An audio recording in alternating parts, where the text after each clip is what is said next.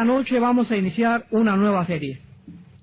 Una serie que va a ser de mucha edificación, exhortación y consolación para todos ustedes que forman parte del cuerpo de Cristo o la Iglesia de Cristo.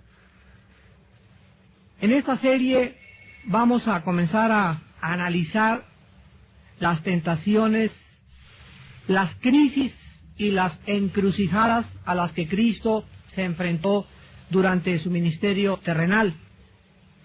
Porque a través de todos los peligros, crisis y encrucijadas o decisiones a las cuales Cristo se enfrentó en su vida, vamos a descubrir que la razón por la cual el Padre permitió que Cristo atravesara crisis, encrucijadas, decisiones y tentaciones, era con el único objeto que nosotros aprendiésemos también que así como el Hijo fue sujeto a pasiones y tentaciones y ataques del diablo, cuando nosotros atravesamos las mismas crisis, los mismos problemas y las encrucijadas donde tenemos que tomar una decisión en nuestra vida cristiana, Cristo anteriormente ya las atravesó.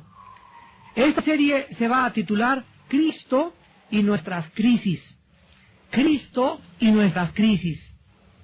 Una de las cosas más maravillosas, repito, que un cristiano pueda saber es que el Señor Jesús ha prometido que está siempre en todas nuestras problemas, crisis y en cualquier momento de necesidad. Nunca nos va a dejar, nunca nos desamparará, nunca se mantendrá lejos de nosotros, pues en su naturaleza existe la compasión, el consuelo, la bondad y la misericordia. La Biblia nos enseña que Cristo quiere ministrarnos profunda y compasivamente todos los días, particularmente cuando nos encontramos, repito, en alguna encrucijada donde tengamos que decidir qué camino tomar. Todos los días, todos nosotros tenemos que tomar decisiones. ¿En qué escuela me debo inscribir? ¿Debo comprar este vestido o no lo voy a comprar? ¿Me debo cambiar de casa? ¿Debo aceptar salir con ese muchacho o no? ¿Debo aceptar la proposición de esa muchacha o no? ¿Debo tomar esta decisión? Y en todos estos momentos, tú tienes que entender como cristiano y descubrir que Cristo, en ese momento en el que tú estás dispuesto a dar un paso o tomar una decisión, Él quiere en ese momento aconsejarte. Él quiere dirigirte porque el propósito de Dios es que nunca nos salgamos de nuestro camino. Los problemas que muchos cristianos están atravesando en esta noche se deben a que han tomado decisiones equivocadas en su vida. Negocios equivocados, viviendas equivocadas, lugares donde vivir equivocados, decisiones de relaciones de amistades o de noviazgo o de matrimonio equivocadas, y todas las cosas que posiblemente estás sufriendo no son más que una consecuencia, no son más que una cosecha de lo que tal vez tú sembraste la semana pasada, hace 15 días o hace 2 o 3 meses. La palabra crisis podría definirse de diferentes formas. El diccionario Webster y la Luz la definen como un punto crucial de nuestra vida, especialmente cuando tenemos que tomar una decisión. Parecería que la palabra crisis y encrucijada podrían tomarse como palabras sinónimas. En esta serie vamos pues a tratar acerca de la presencia de Cristo en nuestra vida, especialmente en estos tiempos cuando más le necesitamos, y aprenderemos de Él que siempre va a estar ahí, aunque tú no lo creas, en el momento, hasta en la forma en que vas a tomar un camión en la mañana al levantarte. Hace algunos años me gustaba contar la historia de un hermano pastor que en un seminario de pastores nos relató respecto a una tentación que él enfrentó y la forma como Cristo, en ese momento donde más lo necesitaba, le ayudó. Él dice que iba manejando de Jalapa al puerto de Veracruz una tarde que son aproximadamente como 2 horas de camino, y una muchacha le pidió un aventón, una muchacha en shorts. Y el hermano pues iba con sus himnos ahí cantando y iba a dar una conferencia en Veracruz, y dice, bueno, pues a lo mejor le puedo compartir el cantar de los cantares en el camino. Metió los frenos a su automóvil, o sea, de una forma impulsiva, fue la carne la que reaccionó, fue el espíritu. Levantó a esta muchacha, le dijo, ¿dónde vas? Pues voy a Veracruz, pues yo te llevo. Llevan como media hora en el coche cuando se les ponchó una llanta. Y él nos cuenta que en esa media hora, él sintió que se debilitaba espiritualmente por el simple hecho de traer a esa muchacha junto a él en su automóvil. Cuando se poncha la llanta, va él atrás a la cajuela y saca el neumático para cambiarla, y en ese momento de lucidez, de fidelidad y de la compasión que Cristo tiene con nosotros, Cristo lo guió a este hermano a que él gritara ahí en su interior, Señor Jesús, ayúdame, no permitas que caiga delante de ti. Esto lo hizo mientras él estaba atrás sacando la llanta de la cajuela. En ese momento pasa otro carro, y cuando él se acerca para cambiar la llanta, descubre que la muchacha se había subido en otro carro que había pasado junto con él. Bastó un segundo para que él dijera, Cristo, ayúdame, para que Cristo lo ayudara en 5 segundos. Y es increíble. Este es un ejemplo de miles de ejemplos de qué forma Él te puede en un momento ayudar cuando más lo necesitas. Tú puedes salir en la tarde y unos amigos te pueden decir, vamos a pasar por ti, y tú puedes decirle, Padre, ayúdame. Si no es de ti, no permitas que yo vaya en este viaje, no permitas que me vaya con esta amiga, no me permitas que haga este negocio. Dios es fiel. Y siempre que tú le clames con todo tu corazón y le digas, Señor, yo quiero hacer tu voluntad, y si no es de ti, quítame eso o quítame aquello, o no permitas que esto suceda, Dios acudirá en tu ayuda en tiempo de crisis. Veamos, antes de estudiar en esta noche las tentaciones de Jesús, en el capítulo 4 de Mateo, veamos en el libro de los Hebreos, capítulo 2, versículos del 9 al 10, de qué forma la Biblia nos describe la forma como Cristo se identificó con nosotros mientras caminaba en este mundo. Dice Hebreos 2, versículos 9 y 10. Pero vemos a aquel que fue hecho un poco menor que los ángeles, a Jesús, coronado de gloria y de honra a causa del padecimiento de la muerte, para que por la gracia de Dios gustase la muerte por todos. Porque convenía a aquel por cuya causa son todas las cosas, y por quien todas las cosas subsisten, que habiendo de llevar muchos hijos a la gloria, perfeccionase por aflicciones al autor de la salvación de ellos. El Espíritu Santo está hablando de Jesús, el Hijo de Dios, y dice que Cristo gustó por nosotros. Él experimentó en nuestro lugar la muerte. Él sufrió lo que tú merecías sufrir, y Él llevó en su cuerpo lo que tú y yo merecíamos pagar. Pero además de todas estas cosas, Él que fue santo y sin mancha, la Biblia dice que Él gustó y experimentó, y además fue perfeccionado por aflicciones para que nosotros pudiéramos ser salvados. Cristo pues enfrentó al diablo, enfrentó los poderes del pecado, y enfrentó el mundo y el disfraz y el engaño que rodea a la raza humana a nuestro alrededor. En el versículo 17 del mismo capítulo 2 de Hebreos, la Biblia dice, por lo cual debía ser en todo semejante ¿a quién? A sus hermanos. O sea, no te imagines a Cristo y digas, bueno, Él fue Cristo y Él era el Hijo de Dios. No, es que la Biblia dice que Cristo es nuestro hermano mayor. Él estuvo en un cuerpo de sangre y de carne igual que tú y yo. Él durmió, Él comió, tuvo necesidades, lloró, sufrió exactamente igual que nosotros, pero sin pecado. La Biblia dice que debía ser en todo semejante a nosotros. ¿Para qué? Para que Él pudiera venir a ser misericordioso y el sumo sacerdote de lo que a Dios se refiere para expiar los pecados del pueblo. Si el Mesías Redentor, pues, venía al mundo a identificarse con la raza humana, Él tendría que vivir, comer, caminar, sufrir y atravesar todo lo que tú y yo atravesamos. Para que de esta forma, cuando tú atravieses una tentación y un problema, recuerdes que Cristo te comprende que Cristo sabe lo que tú sientes en tu corazón y que lo único que Él te pide es que reacciones de la forma en que Él reaccionó.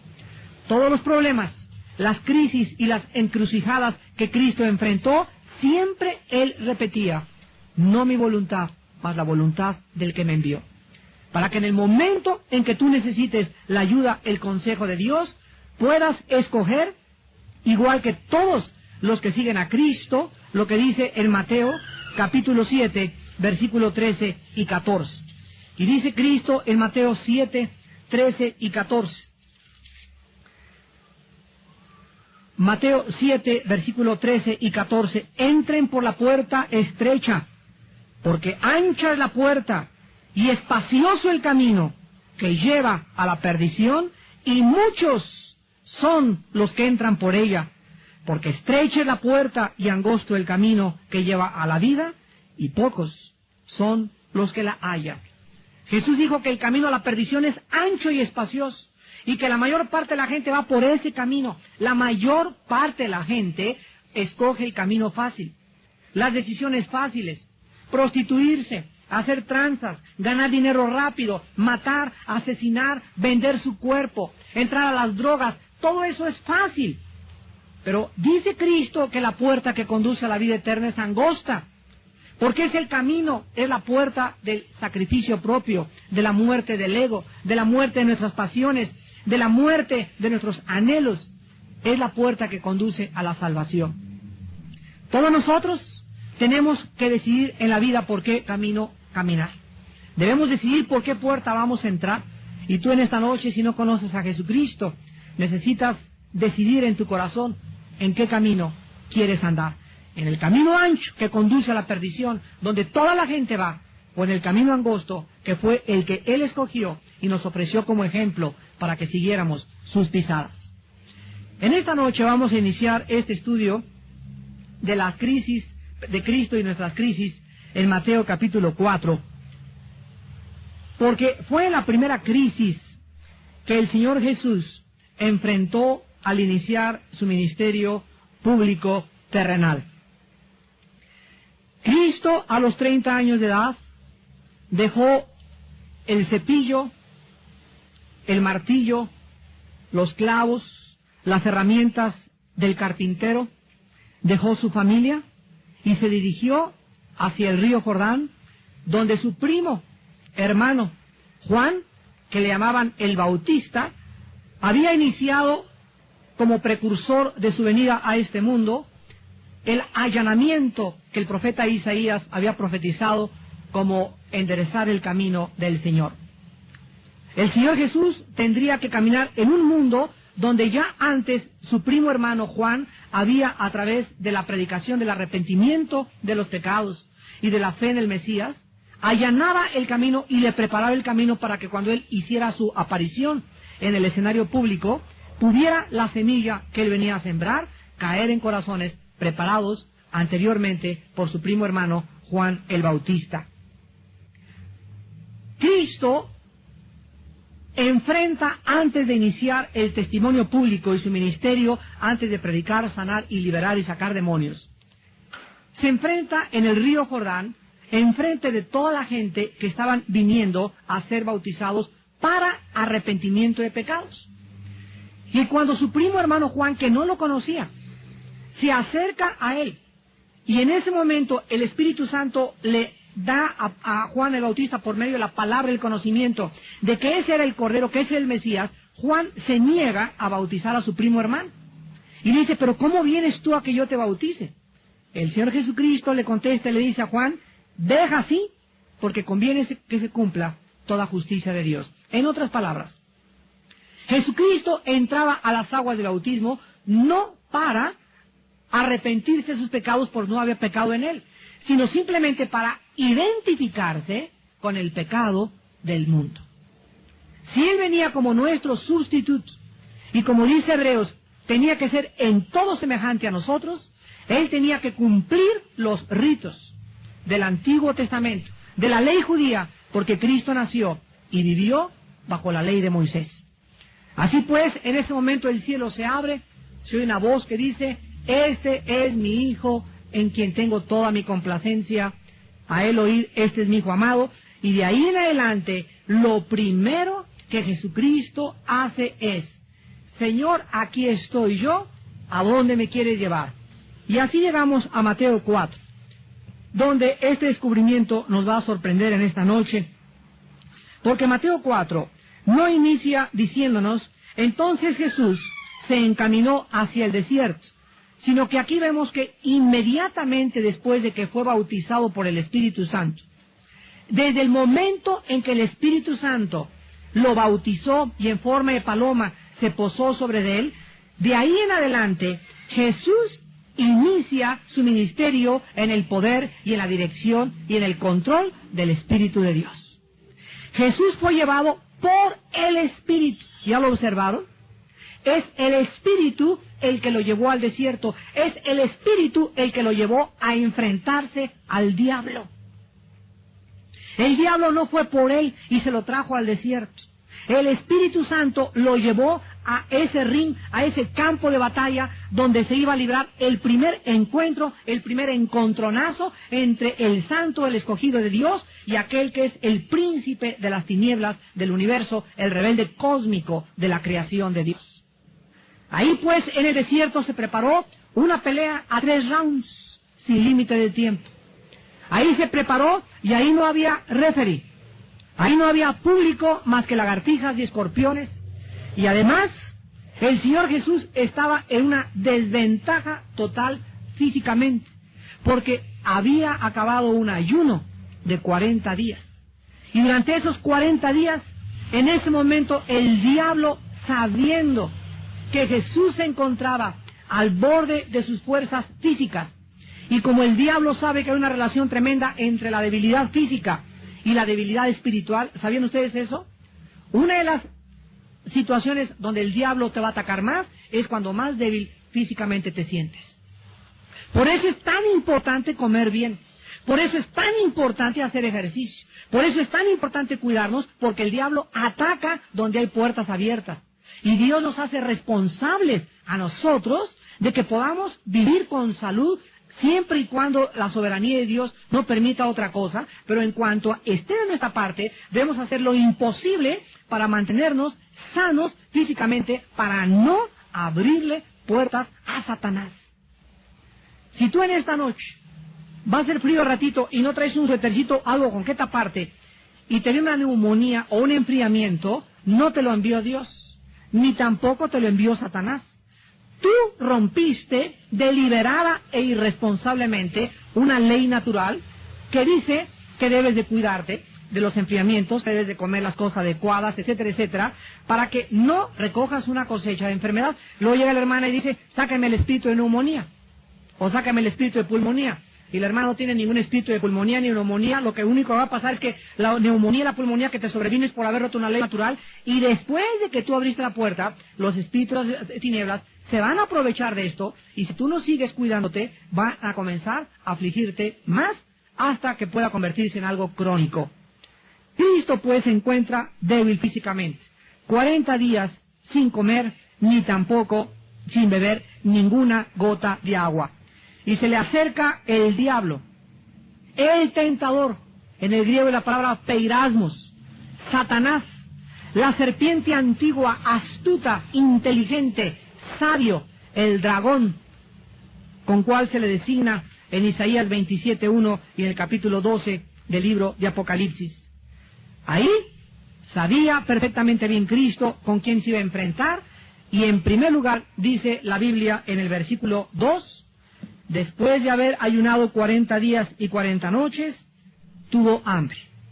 No existía nadie más interesado en el universo que Satanás para poder detener al Mesías de su obra redentora. El diablo sabía que la muerte y resurrección del Mesías sellaría su condenación eterna en el lago de fuego.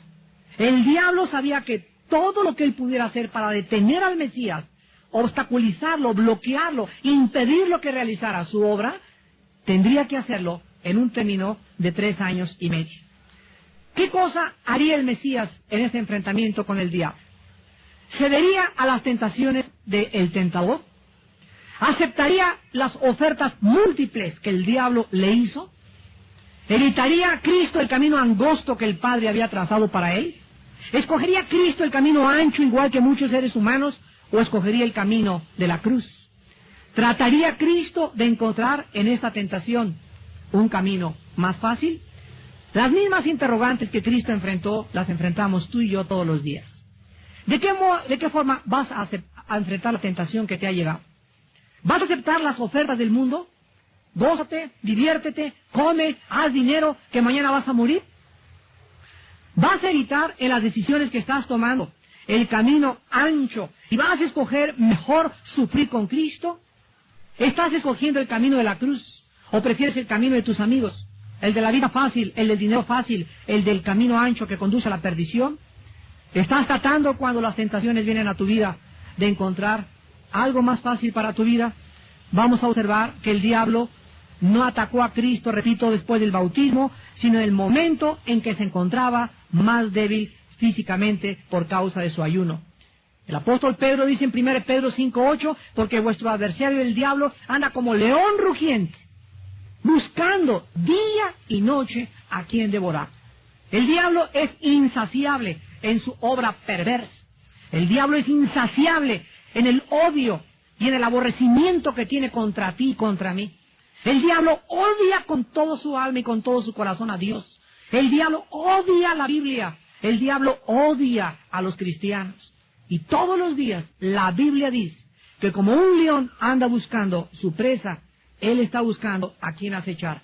Y el diablo siempre brincará sobre los cristianos débiles, sobre los cristianos, sobre la oveja que se brincó el redil, la que se brincó las trancas, la oveja desamparada, la que anda, que no sabe ni por dónde anda, herida, espinada. El zorro, el lobo, siempre busca a la persona aislada de los demás.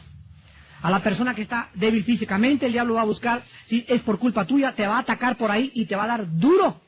Repito, el diablo atacó a Cristo como león rugiente en el área, en primer lugar, donde él sabía que estaba físicamente débil. Veamos pues la forma sutil, delicada, del diablo de tratar de desviar al Mesías de la misión que el Padre le había encomendado.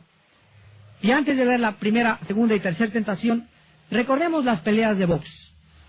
En una pelea de box, todos ustedes los que la han visto, van ustedes a observar que cuando brincan los dos contrincantes, se comienzan primeramente a observar. Y comienza uno y le tira jabs y se acerca y rectos, etcétera, etcétera, pero no se enfrentan en el primer round a todo lo que traen. Y un contrincante, por ejemplo, dice, lo voy a debilitar, lo voy a hacer correr, lo voy a cansar porque tengo más resistencia. En el séptimo, octavo, le voy a comenzar a tirar duro. Y comienzan los dos a usar una estrategia. Y los dos estudian sus puntos mutuos débiles. El diablo, la Biblia dice, tiene una estrategia para cada uno de nosotros. El diablo no va a llegar a tu vida como me llega a la mía, ni tampoco como le llega a tu primo, ni como le llega a tu mamá, ni a tu suegra, a todos los que somos cristianos. El diablo tiene para cada uno de nosotros un plan, y este plan, dentro de su capacidad, de su sabiduría y de su inteligencia, está adecuado a la forma como vives, a la forma como comes, a lo que miras, a lo que lees, en lo que gastas tu vida, a quiénes son tus amistades. Él sabe todas las cosas de tu vida personales, porque tiene una legión de demonios que diario le rinden informes en su mesa redonda a sus tenientes, a sus coroneles y a sus generales, y que le dicen las personas que le interesan más y a quienes puede atacar y en dónde exactamente te puede pegar. Por eso dice el apóstol Pedro, velad y orad, porque el adversario, el diablo, anda como león buscando a quien devorar. En la primera tentación encontramos el ataque contra la naturaleza física de Cristo. En la segunda tentación, el ataque fue contra la naturaleza emocional de Cristo. Y el tercer ataque fue contra la naturaleza espiritual de Cristo. Aquí pues la Biblia nos revela que el diablo ataca física, intelectual o mental y espiritualmente. Veamos el primer ataque contra la naturaleza física del Hijo de Dios. Por causa de que en el bautismo de Juan, Jesús había sido llamado desde el cielo por su Padre, mi Hijo amado. Satanás se atreve a retar a Cristo a que pruebe su identidad con una manifestación de su poder. Dice el versículo 3, y vino a él el tentador, y le dijo, si eres hijo de Dios, observen el sí condicional, si de veras eres Cristo, si tú eres realmente el Mesías, di que estas piedras se conviertan en pan. ¿Qué había de malo en que Cristo dijera que se hagan tortas? Una de milanesa, otra de chorizo y otra de salami. ¿Qué acaso el comer es pecado? ¿Qué acaso Cristo al venir al mundo se esperaba que nunca comiera y sobre todo después de hacer la voluntad de su Padre, Él pudiera continuar viviendo sin comer? De ninguna manera. Entonces, ¿cuál era el problema? Que Cristo le hubiera dicho a las piedras, pues que se hagan pan. Cuidado, el ataque del diablo es más profundo de lo que aparenta ser en la superficie. Detrás de esta tentación satánica se encontraba una trampa. Recuérdalo durante toda tu vida. Toda manzana del diablo tiene un gusano. Toda manzana del diablo tiene un gusano. El diablo no te presenta nunca, ni te tienta nunca con una manzana podrida, porque detectarías inmediatamente que no es de Dios. El diablo te presenta, a ver si podemos este perrito cambiarlo de lugar o algo.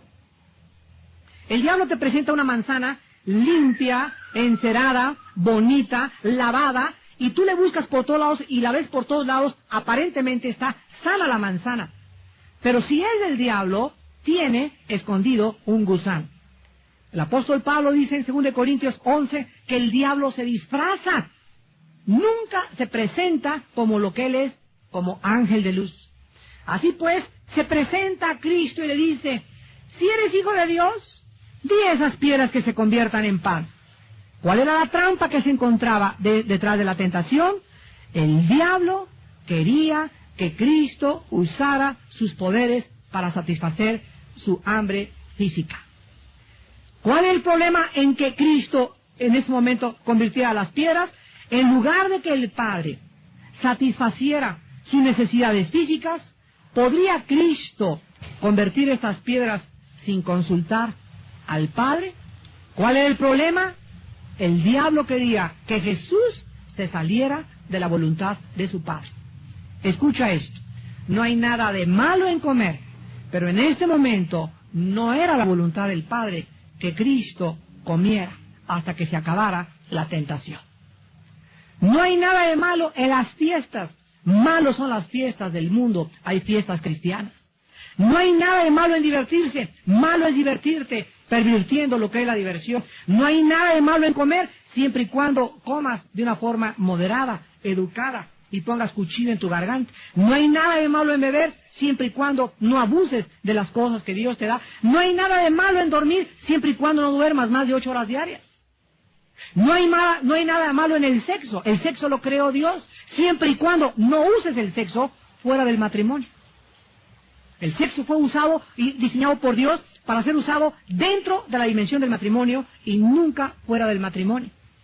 Todo lo que Dios creó, dice la Biblia, es para que lo disfrutemos dentro del plan de Dios.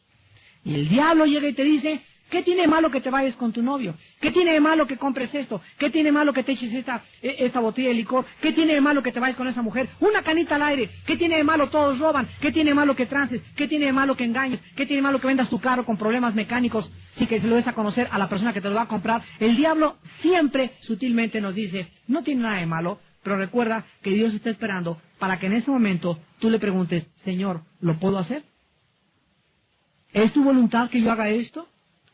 ¿Me es permitido por tu espíritu que yo pueda tomar esta decisión? En esos momentos, la respuesta de Cristo a la tentación de Satanás es muy clara. Él respondió y dijo, escrito está. No solo de pan vivirá el hombre, sino de toda palabra que sale de la boca de Dios. Era más importante para Cristo hacer la voluntad del Padre que satisfacer sus apetitos físicos tentado por Satanás. La palabra de Dios le podría sostener en estos momentos de tentación y necesidad física. Qué maravilloso que nosotros en esta noche podamos aprender a que cuando el diablo nos tienta, tengamos un versículo. Esto se llama el rema de Dios. El rema de Dios es la palabra de Dios dicha en el momento, en la ocasión y a la hora oportuna en contra de Satanás. Si el diablo te ataca a través del sexo con una tentación con otra mujer que no es tu esposa, no le vas a contestar: de tal manera amó Dios al mundo que dio a su Hijo unigénito. No tiene que ver nada con la tentación. En ese momento dices: escrito está, honroso sea el matrimonio sin mancilla, más a los adúlteros y a los fornicarios los juzgará Dios. Hebreos capítulo 3. Y cuando él oye esa palabra, que tú le des fiel a tu esposa, que tú le des fiel a tu esposa, que tú le des fiel a tu novia, el diablo huye de ti. Citar la Biblia en el momento adecuado es la espada del Espíritu. Efesios capítulo 6 le llama a la Biblia la espada del Espíritu. Es la única arma agresiva que tenemos contra Satanás. Citar la Biblia en el momento adecuado es la espada del Espíritu. Efesios capítulo 6 le llama a la Biblia la espada del Espíritu. Es la única arma agresiva que tenemos contra Satanás. Citarle la Biblia en el momento adecuado, con el versículo adecuado, para la tentación adecuada. Y huye de nosotros. Dice Santiago 4, resistir al diablo y él huirá de ustedes. Y la única forma de resistirlo es con la palabra de Dios. Así lo hizo Cristo y ejemplo nos ha dejado para que le imitemos. Satanás pues no puede hacer caer a Cristo en el primer round. Y se vuelve a poner los guantes y le vuelve a atacar con otra tentación más profunda. Versículos del 5 al 7. Entonces el diablo le llevó a la santa ciudad, o sea, Jerusalén, y le puso sobre el pináculo del templo, hasta la parte más alta del templo. Y le dijo: si eres hijo de Dios, échate abajo, porque escrito está: a sus ángeles mandará cerca de ti, y en sus manos te sostendrán, para que no tropieces con tu pie en piedra. El diablo lleva a Cristo a la parte más alta de la ciudad de Jerusalén. No lo llevó ni a Las Vegas, ni a Cancún, ni a Acapulco, ni a la zona roja de Acapulco, ni a un lugar de prostíbulos. El diablo lo llevó a la ciudad más santa. Y lo llevó a la punta del templo de donde estaba supuestamente la adoración de Dios. El diablo es súper religioso. La Biblia dice en Santiago 2 que los demonios creen y tiemblan. El diablo no es ateo. El diablo cree en Dios. Los demonios creen en Dios. No basta que tú seas religioso o que creas en Dios. La Biblia nos demuestra en este segundo ataque que el diablo nunca es más diablo que cuando cita la Biblia fuera de contexto. El diablo nunca es más diablo que cuando trae la Biblia debajo del brazo. Yo conozco personas, las conozco muy bien aquí en Cuernavaca, y sé que son diablos, y que están en las iglesias, y recorren las iglesias infiltrados. Son agentes fraudulentos, apóstoles de Satanás, y su misión es llegar y hacer creer a la gente que son cristianos, y comienzan su labor de destrucción debajo del agua, sin que pocos cristianos los puedan discernir. Siembran veneno, siembran discordias, siembran divisiones, y así van de iglesia en iglesia, en iglesia, en iglesia, obreros de Satanás, raíz, simiente del diablo. No todo el que trae la Biblia debajo del brazo es cristiano. No todo el que entra a nuestra iglesia es cristiano.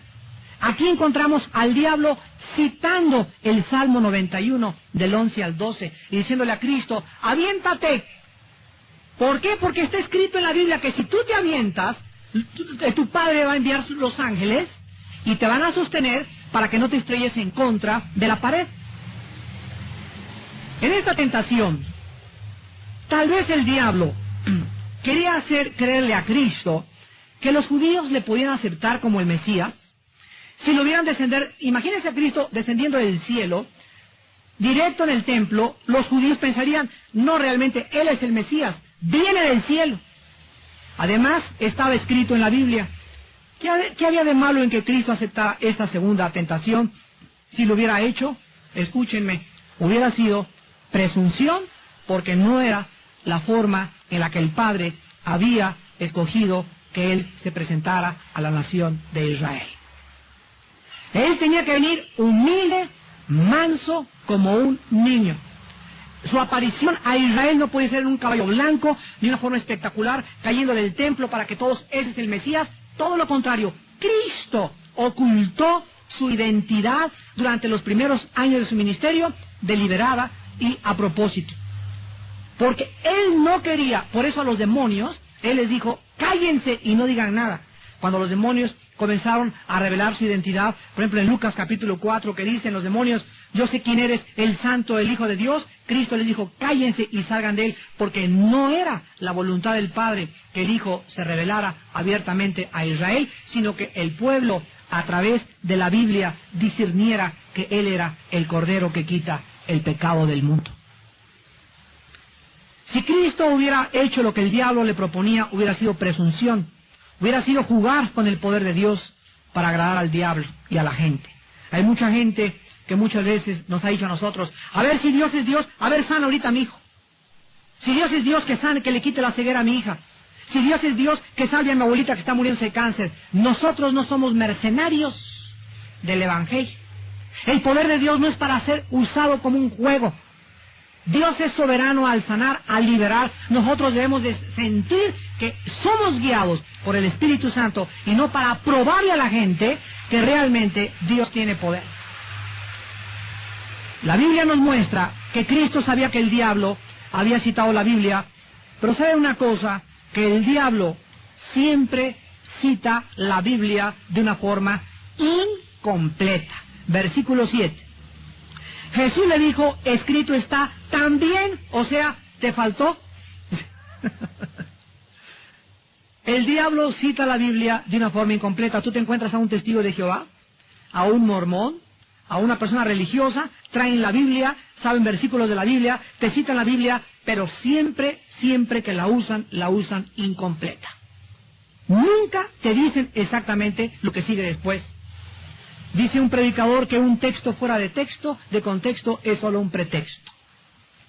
Un texto fuera de contexto es solo un pretexto. Y como el diablo quiere engañar a la gente, él va a presentarte a personas que te leen la Biblia, pero lo que te están diciendo no está completo. Jesús le dijo, escrito está también, no tentarás al Señor tu Dios. Esto pues nos demuestra que jugar con el poder de Dios, provocar a Dios en su poder, es tentar a Dios. Una persona que dice, si Dios es esto, que pase esto, que caiga un rayo ahorita, como el cuento de un gobernante en el estado de Tabasco hace muchos años. Creo que era el general Avido, que fue gobernante de Tabasco por muchos años. No sé cuántos de ustedes sepan la anécdota. Llegó un día a Villahermosa, a un templo evangélico, y les dijo a los cristianos, si Dios es Dios, llegó en su caballo, si Dios es Dios, que en este momento me parta un rayo. Y los reto a todos ustedes, y reto a Dios, a que si realmente Él es Dios, pónganse a orar y que me parta un rayo en 1 minuto. Y sacó el reloj y comenzó a cronometrar 1 minuto, y el rayo no le partió. Y se comenzó a carcajear, y en eso se acercó una viejita cristiana y le dijo a este hombre, ¿usted cree que usted puede provocar a Dios y acabar con la paciencia de Dios en 1 minuto? Está muy equivocado. Entonces, Dios no tenía por qué demostrarle que Él era Dios. Dios es mucho más paciente que las presunciones y los desafíos de los seres humanos. Otra persona, recuerdo que hace algunos años íbamos saliendo de un desayuno y me alcanza y me dice, señor Alducin, si Dios es Dios y tiene poder, ¿por qué no acaba con el diablo de una vez y con todo el mal y la mugre que hay en esta vida? Y le contesté en ese momento, porque con usted sería el primero con el que comenzara. O sea, dele gracias a Dios que no ha acabado todavía Dios con el diablo y con los diablos como usted, porque tal vez usted estaría en el infierno. Así pues, la Biblia nos muestra que el diablo siempre usa gente para tentar a Dios. Nosotros no debemos caer en esta trampa. Y en tercer lugar, la última tentación con la cual el diablo ataca a Jesucristo se encuentra en el versículo del 8 al 10. Otra vez le llevó el diablo a un monte muy alto y le mostró todos los reinos del mundo y la gloria de ellos. Y le dijo, todo esto te daré si postrado me adorares. Aquí el diablo le ofrece a Hijo de Dios, todo el poder del PRI, todo el poder de Estados Unidos, el poder de la Comunidad Económica Europea, el poder de Japón, el poder de Asia, el poder de todas las naciones, además, más fama que la que ha tenido Elvis Presley o Madonna o Michael Jackson. La popularidad y el control y todas las mujeres, drogas y placeres que puedan existir en esta vida. Todo esto la Biblia nos dice y nos revela en esta noche que el diablo tiene el poder y sí puede dar esto a quien le acepte el trato y haga pacto con el infierno. Los Beatles, los grupos de rock heavy metal, Michael Jackson, Madonna, la Trevi aquí en México, la señora Guzmán cantante, y otros que cantan y que han aceptado tratos con el satanismo y el ocultismo, tienen tratos con el diablo, y el diablo les ha prometido y les ha cumplido hacerlos famosos, darles dinero, darles popularidad. Pero escúchenme, personas que han caído en esa trampa, el diablo, sí es cierto, te vende el viaje todo pagado. BTP es la oferta del diablo, viaje todo pagado. Pero cuidado, él viene a cobrar lo que te vendió después con tu alma en el infierno, con tu degeneración, con tu destrucción, con locura física, intelectual y espiritualmente. El diablo cobra caro. Y ahí está toda la historia del ser humano, de los grandes César, los grandes conquistadores, artistas, etcétera, etcétera, con qué pudieron ellos pagar. Cristo dijo, ¿de qué le sirve al hombre ganar el mundo si pierde su alma? ¿De qué te sirve el poder que obtuviste, la fama que tuviste y todas las cosas que el diablo te ha ofrecido y tú aceptaste porque querías el camino ancho que conduce a la perdición, y el día de tu muerte, en segundos, estás delante de Dios y vas a voltear y vas a decir, mis planes, mis mujeres, mi dinero, mi capacidad, mi trabajo, mis inversiones, mis anhelos, ¿en dónde están? No hay nada en la eternidad, nada te llevas, desnudo veniste, desnudo te vas. Y tu vida la gastaste y se la entregaste a Satanás porque caíste en la tercera tentación que él sigue repitiendo con todos los seres humanos. Cristo no acepta esta oferta última de Satanás, demostrándonos a nosotros que tampoco debemos caer en esa tentación cuando alguien te ofrezca droga, alcohol, placer prohibido y problemas, fama y poder, mientras esté fuera de la voluntad de Dios.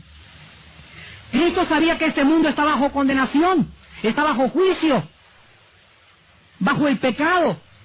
Este es un mundo temporal, escucha, en este mundo nada dura, todo se acaba. Tu belleza, tu dinero, tu poder, tu fama y además todo se paga.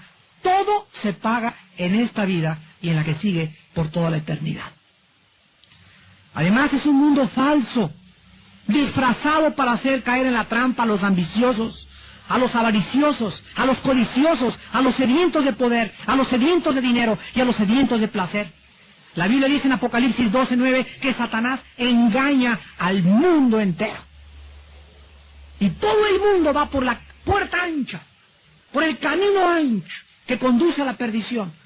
El camino del engaño, el camino del placer, el camino de todo lo que el diablo le ofreció a Cristo y lo sigue ofreciendo a los que quieren caer en esta trampa. Cristo dice en Hebreos 12:2, por el gozo puesto delante, menospreció el oprobio y sufrió la cruz. Cristo pudo con los ojos espirituales ver otra dimensión más allá de lo que el diablo le ofrecía. Y tú tienes, hermano, que me escuchas, que tener tus ojos enfocados en las cosas de arriba, no en las cosas de abajo. Si puedes haber resucitado, dice Colosenses 3, poner vuestros ojos arriba. Ya no veas la mugre, el poder, las ofertas, las tentaciones que el diablo usa a través de la gente, de tus amigos que te rodean todos los días. Pon tus ojos en Cristo, el autor y consumador de nuestra fe. Corramos con paciencia la carrera que tenemos puesta por delante, despojándonos de todo peso y de pecado que nos asedia. Corramos con paciencia la carrera de Dios. Cristo no cayó en la trampa. Ese nuevo mundo que el Padre nos ha prometido es un nuevo mundo donde no va a existir la injusticia, ni los asesinatos políticos, ni los problemas de inmoralidad, ni el SIDA, ni la gonorrea, ni la sífilis, ni problemas venéreos, ni problemas de cáncer. El verdadero mundo que el Padre tiene para todos los que le quieran esperar. Dice el apóstol Juan en su primera carta, capítulo 2, del 15 al 17, no amen al mundo ni las cosas que están en el mundo. Los deseos de los ojos, los deseos de la carne y la vanagloria de la vida no provienen del Padre. El mundo pasa, el mundo es temporal y también todos los deseos y las tentaciones del mundo, mas el que hace la voluntad de Dios permanece para siempre. La respuesta de Cristo a la oferta última de Satanás en el versículo 10, otra vez fue con la palabra de Dios. Jesús le dijo, vete, Satanás, porque escrito está, al Señor tu Dios adorarás y a Él solo servirás. Esta es la misión y el servicio de los hijos de Dios. Hemos nacido para adorar a Dios, nada más. Jesús dijo, no podéis adorar a dos amos. No podéis adorar al Dios de las riquezas y no podéis adorar a Dios. No puedes adorar al Dios del placer, a la diosa del sexo y a Jesucristo. Decídete hoy a quién quieres adorar.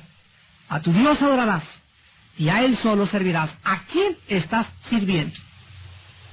¿A quién sirves en esta noche? ¿En qué camino te encuentras? ¿Cuál es tu destino? ¿Llevas la cruz cargando como hijo de Dios? ¿Tus decisiones son decisiones sacrificiales?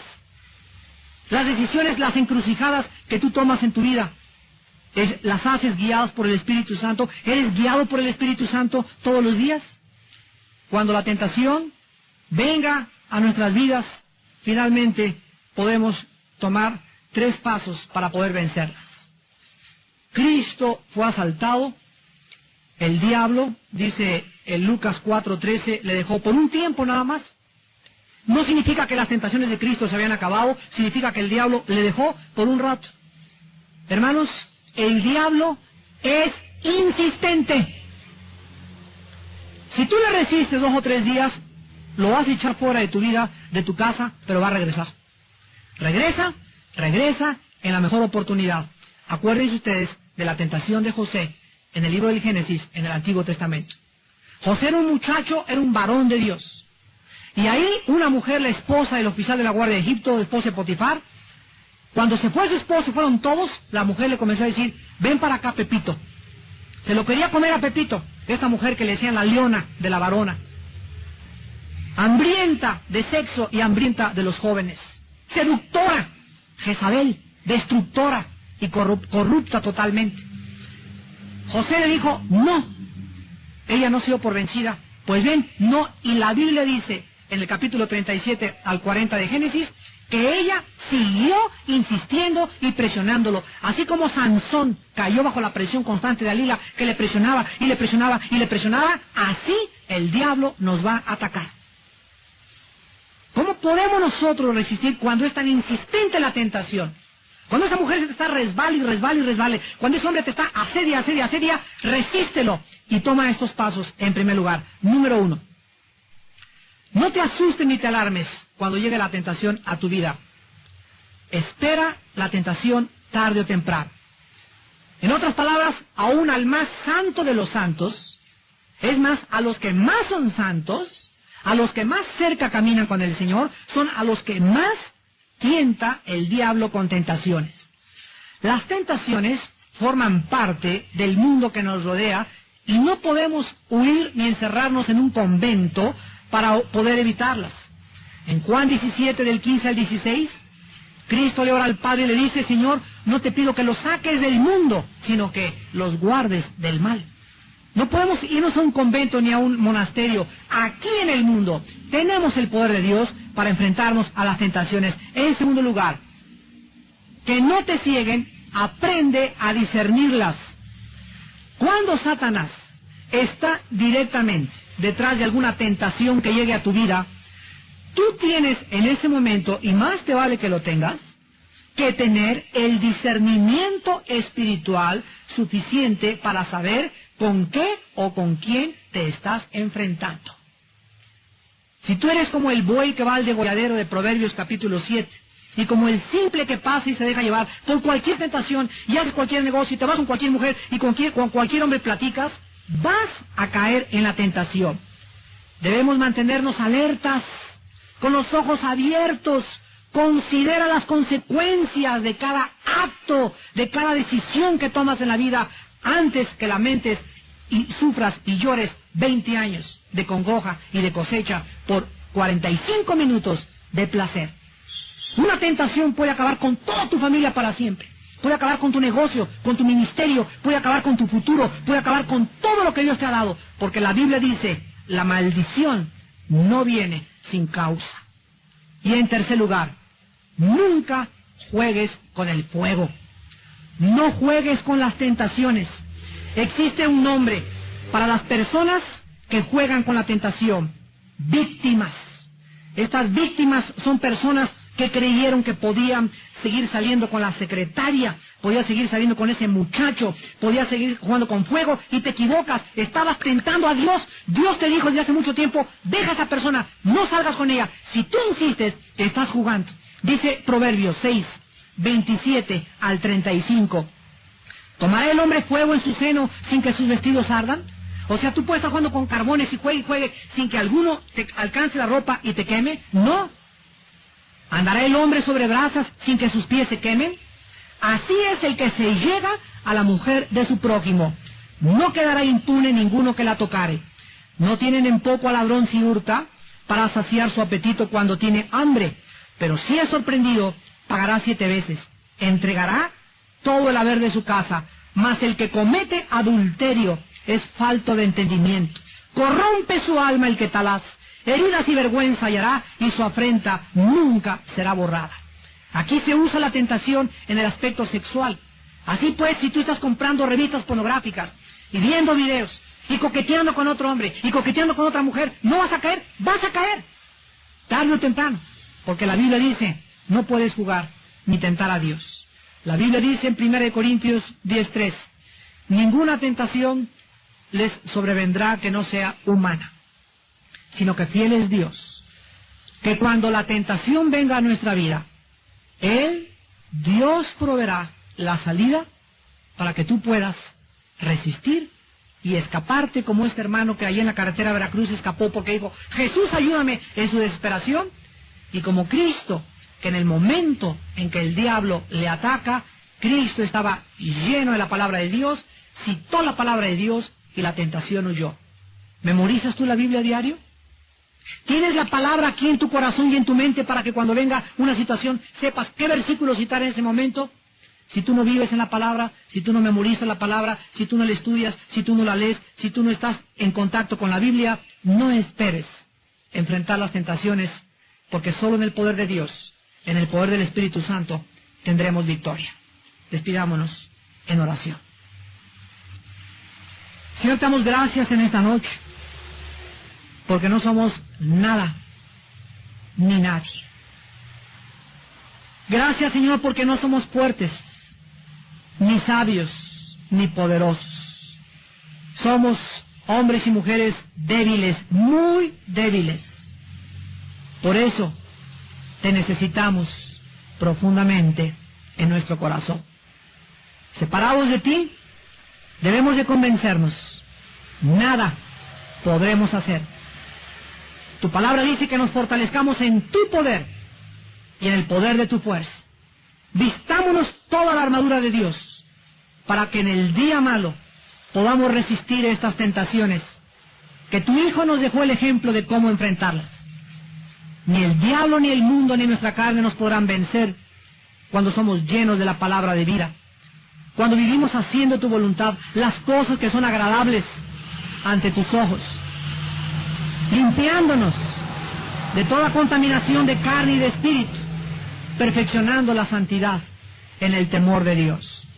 En esta noche el Espíritu Santo dice, límpiate, límpiate, purifíquense los que llevan los instrumentos de Dios. Todo aquel que tiene la esperanza de vivir en el nuevo mundo que el Señor traerá a nuestros ojos. Todo aquel que esté esperando en esta noche verdaderamente al Señor de gloria. Todo aquel que ya sabe que el mundo no tiene nada que ofrecernos, más que puras trampas y engaños. Entremos por la puerta angosta.